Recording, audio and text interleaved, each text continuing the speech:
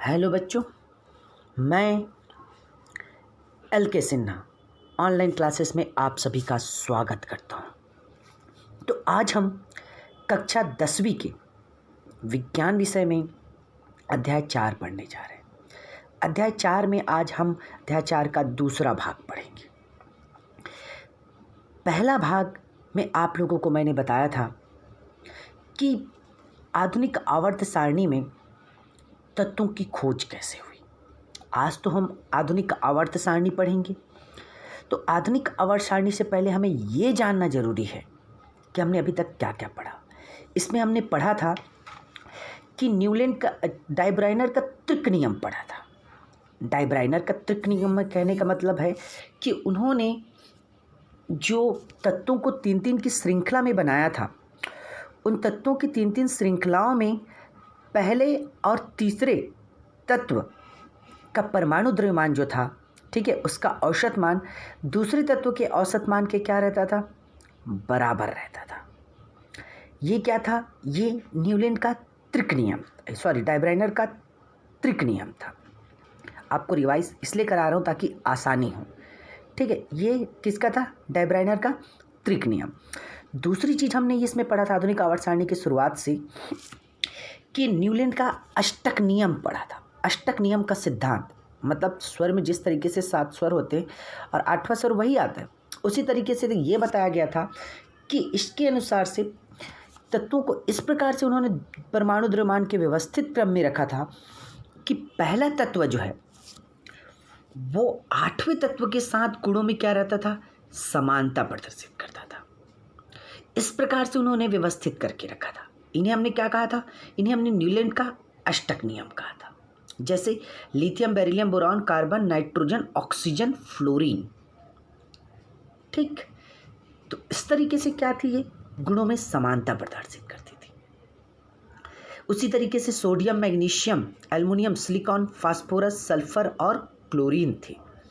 इनकी गुणों में प्रथम और 8वें तत्व को देखते तो 8वें तत्व और प्रथम तत्व के गुणों में क्या हो जाती थी, समानता आती थी, ठीक है। तो इस तरीके से उसने 7 तत्व रखे थे और 8वां तत्व सेम उसी की गुण समान वाला रखा जाता था। इतना हमने पढ़ा था। उसके बाद हमने चीज़ पढ़ा था आवर्त सारणी की शुरुआत किसने की। तो आवर्त सारणी की शुरुआत किया था मेंडलीफ ने। मेंडलीफ जिन्होंने एक आवर्त सारणी बनाई थी तत्वों के गुणधर्म को लेकर, किनके आधार पर? परमाणु द्रव्यमान के आधार पर। परमाणु द्रव्यमान के आधार पर उन्होंने क्या किया था, तत्वों को वर्गीकृत किया था। उनका नियम था कि तत्वों के भौतिक और रासायनिक गुण उनके परमाणु द्रव्यमान के क्या होते हैं, आवर्ती फलन होते हैं। उन्होंने इसमें 7 वर्ग बनाए थे और प्रत्येक वर्ग को क्या किया था, उन्होंने 2-2 समूह में क्या किया था, बांट दिया था। इसमें उन्होंने आवर्त और वर्ग दोनों के निर्माण किया था। एक ऊर्ध्वाधर स्तंभ थे और एक क्षैतिज स्तंभ थे। दोनों तरीके से उन्होंने क्या किया था, एक पीरियोडिक टेबल का निर्माण किया था। परंतु इसमें कुछ दोष रहे जिनको वो पूर्ण नहीं कर पाए। जैसे हाइड्रोजन का स्थान निश्चित नहीं था, समस्थानिकों को इन्होंने कोई स्थान नहीं दिया था, ठीक है। तो ऐसे दोषों को दूर करने के लिए उनका शिष्य था मोसले। कौन थे? मोसले। मोसले ने 1931 में तत्वों का विलक्षणिक एक्स स्पेक्ट्रम की नियमितता पाई थी। मतलब इन स्पेक्ट्रमों की क्या किया, एक ध्यान से देखा कि इन्हें जब रदरफोर्ड के प्रयोग के आधार पर देखा तो परमाणु क्रमांक और उनका वेग के द्रव्यमान के वर्ग के क्या होते थे, बिल्कुल नियमित रूप से वृद्धि करते थे। जैसे कि देखिए यहाँ पर परमाणु क्रमांक के अनुसार से एक वक्र दिखाई दे रहा है, ठीक है। परमाणु क्रमांक बढ़ने पर उसका वेग किस प्रकार से, वर्ग के वर्गमूल में वृद्धि किस प्रकार से हो रही है उसके वेग में। तो उन्होंने उस चीज़ के लिए, वेलोसिटी के लिए एक ग्राफ तैयार किया और वो ग्राफ बिल्कुल सीधे जा रहा था। इस आधार पर मोसले, जिन्होंने आधुनिक आवर्त का नियम दिया, उन्होंने परमाणु द्रव्यमान की तुलना में परमाणु तत्व को गुणधर्म को अधिक दर्शाया। मतलब परमाणु क्रमांक को लेकर इन्होंने क्या किया, परिभाषा दिया, ठीक है। उन्होंने परमाणु क्रमांक के अनुसार से ये कहा कि तत्वों के भौतिक और रासायनिक गुण उनके परमाणु क्रमांक के आवर्ती फलन होते हैं। मोसले ने परमाणु क्रमांक लिया और मेडलिफ ने क्या लिया था, परमाणु द्रव्यमान। यही दोनों में अंतर था। उन्होंने परमाणु के प्रोटॉनों के आधार पर लिया। देखो किसी भी परमाणु में हम लोगों ने 9th में पढ़ा है कि परमाणु क्रमांक बराबर होता है प्रोटॉनों की संख्या बराबर किसके, इलेक्ट्रॉनों की संख्या। ठीक है, तो मान के चलिए ये एक परमाणु है। परमाणु के नाभिक पर क्या होता है, प्रोटॉन होता है और क्या होता है, न्यूट्रॉन होता है। ठीक है, नाभिक पर क्या होता है, प्रोटॉन और न्यूट्रॉन होता है।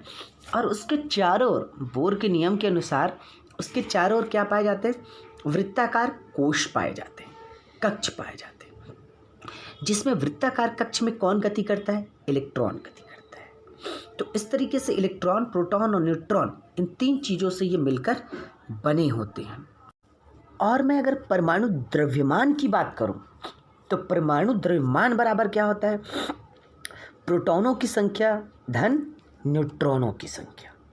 अर्थात किसी की परमाणु के नाभिक में उपस्थित प्रोटॉन धन न्यूट्रॉन दोनों के योग को ही क्या कहते हैं, परमाणु संख्या कहते हैं।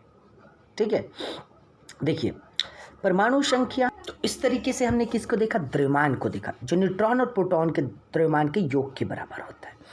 अब हम पढ़ेंगे आधुनिक आवर्त का नियम।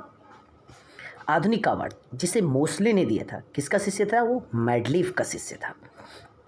तो इनके अनुसार से तत्वों की, मतलब जितने तत्व पाए जाएंगे उनके भौतिक और रासायनिक गुण उनके परमाणु द्रव्यमान के क्या होते हैं, आवर्ती फलन होते हैं। परमाणु द्रव्यमान के नहीं, परमाणु क्रमांक के आवर्ती फलन होते हैं, जिसे परमाणु संख्या या ठीक है परमाणु क्रमांक भी कहते हैं। जैसे मैंने आवर्त सारणी में आप लोगों ने देखा, हाइड्रोजन का 1 है। ठीक है, hydrogen, helium, lithium, beryllium, boron, carbon, nitrogen, oxygen, fluorine, neon, इस तरीके से थे। तो इन्होंने भी इसकी विन्यास को स्पष्ट रूप से रखने के लिए 36 पंक्तियाँ, 36 में जो पंक्तियाँ रखी उसे आवर्त कहते हैं। और ऊर्ध्वाधर जो सीधे स्तंभ के रूप में थे उन्होंने क्या नाम दिया, वर्ग नाम दिया। क्या नाम दिया, वर्ग। और इन वर्ग को बांटने के लिए उन्होंने जब उसका इलेक्ट्रॉनिक विन्यास बनाया तो अंतिम कोश में उपस्थित इलेक्ट्रॉनों के अनुसार उन्होंने उस स्तंभ पर क्या रखा, उन्हें रखा। अब यहाँ पर प्रश्न आया इलेक्ट्रॉनिक विन्यास का। ठीक है, तो आधुनिक आवर्त सारणी में अगर हम देखें तो ये रहा आप लोगों के सामने। ठीक है, आधुनिक आवर्त सारणी 7 आवर्त हैं और 18 वर्ग हैं। ठीक है, और इसमें बढ़ते हुए परमाणु संख्या के अनुसार से तत्वों को नियमित क्रम से रखा गया है। उनके वर्गों में उन तत्वों को रखा गया है जिनके बाह्य तत्व पर क्या होता है, इलेक्ट्रॉनिक विन्यास समान होते हैं। और इन्हें 4 ब्लॉक में बांटा गया है, S, P, D और F। ठीक, अब अगर मैं वर्ग की बात करूं तो वर्ग मैंने पहले ही कहा था आप लोगों को, कुल 18 वर्ग होते हैं। ये वर्ग किसे कहते हैं, तो आवर्त सारणी के ऊर्ध्वाधर स्तंभ को ही हम क्या कहते हैं, वर्ग कहते हैं। क्या कहते हैं हम इसे, वर्ग कहते हैं। आधुनिक आवर्त सारणी में कुल 18 वर्ग है। कितने वर्ग हैं, 18। ये देखिए, वर्ग 1 में आपको hydrogen, lithium, sodium, potassium, rubidium, caesium और फ्रेंसियम दिख रहे हैं। इस तरीके से देखिए दूसरा ऊपर से नीचे आने पर बेरिलियम, मैग्नीशियम, कैल्शियम। ठीक है, तो ये देखिए आपके सामने जैसे एक वर्ग को दिखाया, प्रथम वर्ग को हाइड्रोजन है, लिथियम है, सोडियम है, पोटेशियम है, रुबिडियम है और सीजियम है और क्या है, फ्रेंसियम है। ये बाह्य इलेक्ट्रॉनिक विन्यास है, मतलब इन तत्वों का किसी का भी इलेक्ट्रॉनिक विन्यास बनाएंगे तो वर्ग 1 का तत्व है तो अंतिम कोश में 1 इलेक्ट्रॉन आएगा। ये इनकी विशेषता। जैसे हाइड्रोजन का 1 होता है तो 1 ही रहा, जैसे लिथियम का कितना होता है 3, तो 2 1 आएगा। ठीक है, अब दूसरी बात करूं किसकी, आवर्त की। तो आधुनिक आवर्त सारणी में आवर्त मतलब कहने का अर्थ हुआ, कितने आवर्त थे बताया था मैंने, 7 आवर्तों में बांटा गया है। कितने आवर्त में बांटा गया है इसे, 7 आवर्त में। और ये कैसा होता है, ये 36 पंक्ति होती है। मतलब आधुनिक आवर्त जो है वो 36 पंक्ति में रहते हैं, उसे आवर्त कहते हैं। और ये कितनी आवर्त है, कुल आवर्त की संख्या 7 है। ठीक है, और सभी तत्वों के इलेक्ट्रॉन कोश समान होते हैं, मतलब उन कोशों की संख्या समान होती। जो नाभिक रहता है कोशिका के, परमाणु के उसके चारों ओर जो गोलाकार कोश होते उनकी संख्या समान रहती है। जैसे आवर्त एक की बात करूँ तो एक ही रहेगा, हाइड्रोजन एक इलेक्ट्रॉन, लिथियम में 2 आ जाता है 2 1 करके, सोडियम में 3 आ जाएगा, पोटेशियम में 4 आ जाएगा। तो जैसे जैसे हम वर्ग में नीचे आवर्त में नीचे चले जाएंगे, आवर्तों के साथ साथ ठीक है उनकी कोशों की संख्या भी क्या होती जाती है, बढ़ती जाती है, आकार बढ़ती जाती है। ये देखिए हाँ 18 वर्ग है और 7 आवर्त है। नीचे जो दिया है वो लेंथेनाइट समूह है, ये बीच के ही तत्व हैं जो गुणों में विभिन्नता दर्शाने के कारण उसे अलग रखा गया है, और जितने अलग रखे गए हैं वो भी अपने आप में गुणों में समानता प्रदर्शित करते हैं जहाँ स्टार लगा हुआ है।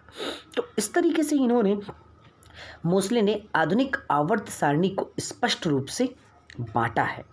और अब अगर बात करूं इनके बांटने के क्रम को, जैसे मैंने बताया नीचे जो बटा हुआ है उसे लेंथेनाइट समूह कहते हैं या एफ ब्लॉक के तत्व कहा जाता है। मैंने आपको पहले ही बताया था कि 4 ब्लॉकों में बांटा गया है, उनमें से एक ब्लॉक है एफ ब्लॉक।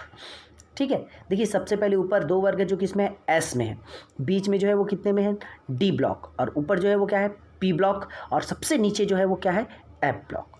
अब हम अगर इसका इलेक्ट्रॉनिक विन्यास बनाते हैं, आप बाहु एक वैज्ञानिक तो उनके नियमानुसार, तो इसमें अंतिम इलेक्ट्रॉन जो है एस वाला एस में जाएगा, डी वाला डी में जाएगा, पी वाला पी में जाएगा और एफ वाला एफ ब्लॉक में जाएगा। तो आज हमने इतना पढ़ा। अब आता है क्या आप लोगों के गृह कार्य के लिए। तो देखिए आज का गृह कार्य किस प्रकार रहेगा। पहला, परमाणु अणु की परिभाषा लिखिए, आपको उदाहरण भी बताना है और परमाणु और अणु की क्या लिखना है, परिभाषा भी लिखना है स्पष्ट रूप से। दूसरी चीज आता है त्रिक नियम किसने दिया बतलाइए। इस वीडियो में मैंने स्टार्टिंग में आप लोगों को इसका रिवाइज भी करवाया, किस तरीके से त्रिक नियम दिया, किसने दिया और वो किस तरीके से होती है, उसके बारे में बताएंगे आप। ठीक है, तीसरा चीज होता है न्यूलैंड का अष्टक नियम को समझाइए। देखिए न्यूलैंड ने जो अष्टक नियम दिया था उसके बारे में आपको बताना है कि उन्होंने नियम क्या दिया था और किस तरीके से था। और देखिए टेबल जिसमें है, त्रिक नियम में है, न्यूलैंड के अष्टक नियम में जो टेबल है, जो ग्राफ है, वो आपको बनाना है। ठीक है, आप छोड़ेंगे नहीं उन ग्राफों को। जैसे लूथर मेयर, इससे पहले वाले वीडियो में जो है लूथर मेयर आपके बुक में भी दिए है, इनके परमाणु आयतन का वक्र बनाना है आपको, कि जैसे जैसे द्रव्यमान बढ़ता है उसके अनुसार से क्या होता है, तत्वों का परमाणु आयतन भी क्या करने जाता है, विस्तार होते चले जाता है, मतलब उसका आकार कैसे जाता है, बढ़ते चले जाता है। तो इसके बारे में भी आपको बताना है। और अणु और परमाणु की जब आप परिभाषा लिखोगे तो परमाणु की परिभाषा लिखे तो परमाणु की परिभाषा लिखकर नीचे उसके उदाहरण लिखेंगे। अणु जब लिखेंगे तो अणु की परिभाषा लिखकर नीचे उसके उदाहरण लिखेंगे और स्पष्ट रूप से चित्र को बनाएंगे। ठीक है, और मुझे इलेक्ट्रॉनिक विन्यास भी चाहिए, कितने तक, 1 से लेकर 20 तक तत्वों की। ठीक है, ये भी आप बना कर रखेंगे। साथ ही साथ इसमें पीरियोडिक टेबल मतलब आवर्त सारणी भी आप अपनी कॉपी पे कलरफुल एक वाइट पेज पर बनाकर रखेंगे। तो इतनी चीज़ें आप लोगों का गृह कार्य है। आई होप आप सभी को मैंने आज जो समझाया वो समझ में आया होगा। ठीक है, अब मैं आप लोगों को अगला अध्याय जो समझाऊंगा, ठीक है, मतलब इसी पार्ट का आगे की चीज़ बताऊंगा। ठीक है, तो उसमें भी मैं आप लोगों को होमवर्क दूंगा। अगर आप लोगों को कुछ प्रॉब्लम होती है तो बिल्कुल मुझे बताइएगा। ठीक, मैं उसे बेहतर ढंग से हल करने की कोशिश करूंगा। आई होप आप सभी को मैंने जो आज समझाया है समझ में अच्छे से आ गया होगा। ठीक, थैंक यू वेरी मच।